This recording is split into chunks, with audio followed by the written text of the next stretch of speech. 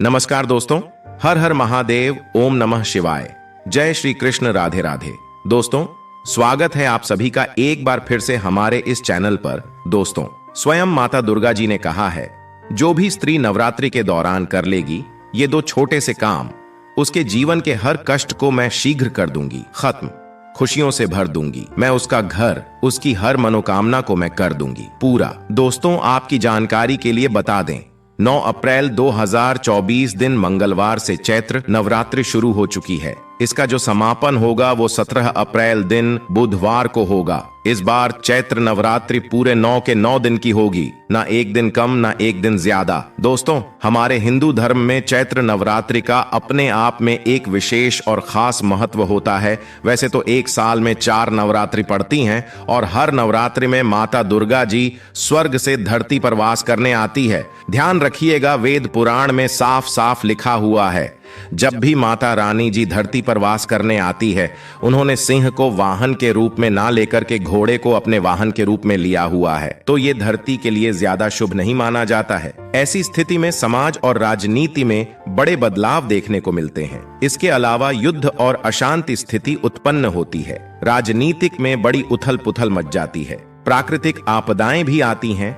अगर चैत्र नवरात्रि में लगातार 9 दिन मां दुर्गा की उपासना की जाए तो उनकी सवारी का नकारात्मक प्रभाव कम हो जाएगा और ऐसा समय भक्तों के जीवन में खुशहाली लेकर के आता है। हमारे वेद पुराणों में माताओं के लिए, बहनों के लिए ऐसे उपायों के बारे में बताया गया है, जो यदि माताएं बहनें चैत्र नवरात्रि के दौरान सही मुहूर्त पर विधि विधान से कर लें, जिसके बारे में आज के इस वीडियो में हम आपको बताने जा रहे हैं, तो ऐसी महिलाओं को, ऐसी कन्याओं को शीघ्र ही माता रानी जी का वरदान और आशीर्वाद मिल जाता है, जिसके पश्चात उनके जीवन के हर प्रकार की परेशानी खत्म हो जाती है। दोस्तों, चाहे आप पुरुष हैं चाहे महिला हैं, आज के इस वीडियो को बहुत ध्यान से लास्ट तक, अंत तक बिना भगाए देखिएगा, क्योंकि आज के इस वीडियो में हम जो जानकारी आपको वेद पुराणों के अनुसार देने जा रहे हैं, और यदि आपने इस जानकारी को प्राप्त करके नवरात्रि के दौरान 2-4 मिनट का समय निकाल करके उन उपायों में से एक भी उपाय कर लिया, फिर हम आपको इस वीडियो में बताएंगे कि नवरात्रि के दौरान वो कौन सी ऐसी 2 चीजें हैं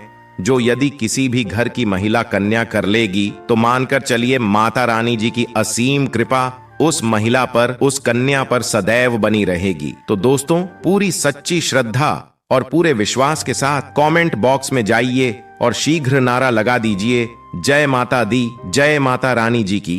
और यदि आप माता रानी जी के सच्चे भक्त हैं तो इस वीडियो को लाइक करना मत भूलिएगा और एक काम कीजिएगा, कमेंट बॉक्स में अपनी राशि भी डाल दीजिएगा। आपकी राशि के अनुसार कोई भी ऐसा उपाय होगा जो चैत्र नवरात्र के दौरान आप करके लाभ पा सकते हैं, वो आकर हम आपके कमेंट के रिप्लाई में बता देंगे। तो वो कौन सी गलतियां हैं जो आपको चैत्र नवरात्रि के दौरान नहीं करनी चाहिए। सबसे पहले तो आप इस बात का ध्यान रखिएगा, यदि आप अपने घर पर कलश स्थापना करने जा रही हैं, यदि आप अपने घर पर माता रानी जी के लिए अखंड ज्योति जलाने जा रही हैं, या आप माता रानी जी के लिए चौकी लगाने जा रही हैं, तो इस बात का ध्यान रखिएगा, कभी भी माता रानी जी की अखंड ज्योति को बुझने मत दीजिएगा। दूसरा, यदि आप कलश स्थापना करने जा रही हैं तो जटा वाले नारियल का प्रयोग कीजिएगा जिसमें पानी होता है। तीसरा, आपको इस बात का ध्यान रखिएगा, जो आप माता रानी जी के लिए चौकी लगाने जा रही हैं, वह चौकी कभी भी छोड़ करके मत जाइएगा। देखिए, चौकी यदि आपने घर पर लगाया है तो चौकी को कोई भी खाली कभी मत छोड़ेगा। यह बहुत ही ज्यादा अशुभ बताया गया है, इससे माता रानी जी रुष्ट हो जाती हैं। दूसरा, आपको इस बात का ध्यान रखना होगा कि यदि आप माता रानी जी की चौकी घर पर लगाने जा रही हैं तो केवल लाल कपड़े पर ही लगाइएगा। बहुत से लोग गलतियां कर बैठते हैं, वो माता रानी जी की चौकी लगाते हैं, पूजा पाठ करते हैं, परंतु चौकी पर पेपर लगा देते हैं, पेपर रख करके चौकी लगा देते हैं। ये हमारे वेद पुराणों में बहुत ही अशुभ बताया गया है। यदि आप पेपर रख करके माता रानी जी के लिए चौकी लगा रहे हैं तो इससे माता रानी जी आपसे रुष्ट हो सकती हैं और कभी भी आपके घर पर वह वास करने नहीं आएंगी। हाँ, माता रानी जी की चौकी यदि आप लगा रही हैं तो लाल कपड़े पर लगाइए, इस बात का ध्यान रखिएगा। ऐसे लाल कपड़े का प्रयोग कीजिएगा जो पहले कभी भी प्रयोग ना हुआ हो। तीसरा, इस बात का आप लोगों को ध्यान रखना होगा, जब भी आप माता रानी जी की पूजा पाठ करने जा रही हैं माता रानी जी की आपने चौकी लगाई है तो वहां पर कभी भी काले कपड़े का प्रयोग मत कीजिएगा, या माता रानी जी की पूजा पाठ करते वक्त काले कपड़े का धारण मत कीजिएगा। यह बहुत ही ज्यादा अशुभ बताया गया है। इससे माता रानी जी शीघ्र ही रुष्ट हो जाती है। देखिए, इस बात का आपको ध्यान रखना होगा कि आपने इस नवरात्रि के दौरान 9 के 9 दिन का व्रत रखा हुआ है। तो 9 के 9 दिन में आप लोगों को माता रानी जी के 9 अलग अलग स्वरूपों को, अलग अलग प्रकार के फल को अर्पित करना होगा। माता रानी जी के 9 अलग अलग स्वरूपों को आपको अलग अलग प्रकार के फूल अर्पित करना होगा, क्योंकि माता रानी जी की 9 अलग अलग स्वरूपों की पूजा पाठ की जाती है इस नवरात्रि के दौरान। और हां, यदि आपने 9 दिन का व्रत रखा है तो पेट भर कुछ भी मत खाइएगा, क्योंकि जिस व्रत में तपस्या ना हो, संघर्ष ना हो, वह व्रत कभी भी फल पलट करके नहीं देता है। आप यदि इन बातों का ध्यान रखें तो माता रानी जी की कृपा आपको अवश्य मिलेगी। नवरात्रि के पूरे 9 के 9 दिन में घर में किसी भी व्यक्ति को नाखून मत काटने दीजिएगा।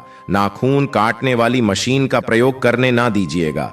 यह बहुत ही ज्यादा अशुभ बताया गया है। इसी प्रकार से आप लोगों को इस बात का ध्यान रखना होगा कि माता रानी जी की पूजा में किसी भी तरीके के चमड़े की चीज का प्रयोग मत कीजिएगा। देखिए, होता क्या है, बहुत सी माताएं बहनें नवरात्रि का जो व्रत रखती हैं वो माता रानी जी के मंदिर जाती हैं, चौकियों पर जाती हैं। तो आप लोग इस बात का ध्यान रखिएगा। कृपया करके आप लोग कभी भी माता रानी जी के पंडाल पर जा रही हैं तो आप किसी भी चमड़े वाली चीज का प्रयोग मत कीजिएगा। जैसे पर्स हो गया, बेल्ट हो गई, चप्पलें हो गई। चमड़े वाली चीजों से आप लोगों को दूर रहना होगा। इस बात का आप लोगों को विशेष करके ध्यान रखना होगा। और आप लोगों को इस बात का ध्यान रखना होगा कि यदि आप नवरात्र के 9 के 9 दिन का व्रत रख रही हैं तो कृपया करके दोपहर में सोइएगा नहीं। नवरात्र के 9 दिन कभी भी दोपहर में सोया नहीं जाता है। यदि आपने व्रत रखा है तो ये कुछ ऐसी बातें हैं जिनका यदि आप लोग विशेष करके ध्यान रखेंगी तो आपके जीवन में आपको किसी भी प्रकार की परेशानी का सामना नहीं करना पड़ेगा और माता रानी जी की आपको कृपा भी मिलेगी। आपके व्रत का पलट करके आपको करोड़ों गुना लाभ मिलेगा। अब वह कौन सी बातें हैं जो आप व्रत के दौरान यदि करेंगी तो माता रानी जी का आपको आशीर्वाद मिलेगा।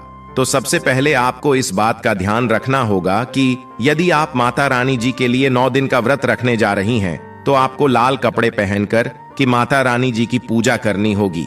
देखिए, माता रानी जी को लाल रंग बहुत ही प्रिय है। यदि लाल रंग का प्रयोग करते हुए आप माता रानी जी की पूजा पाठ करेंगी तो आपकी पूजा सिद्ध भी हो जाएगी और आपका पूजा का पलट करके आपको करोड़ों गुना लाभ मिलेगा। दूसरा, आपको इस बात का विशेष करके ध्यान रखना होगा, जब भी आप माता रानी जी के लिए पूजा पाठ करने जा रही हों तो पूजा पाठ करने से चौकी के पास थोड़े से गंगा जल का छिड़काव कर दीजिएगा।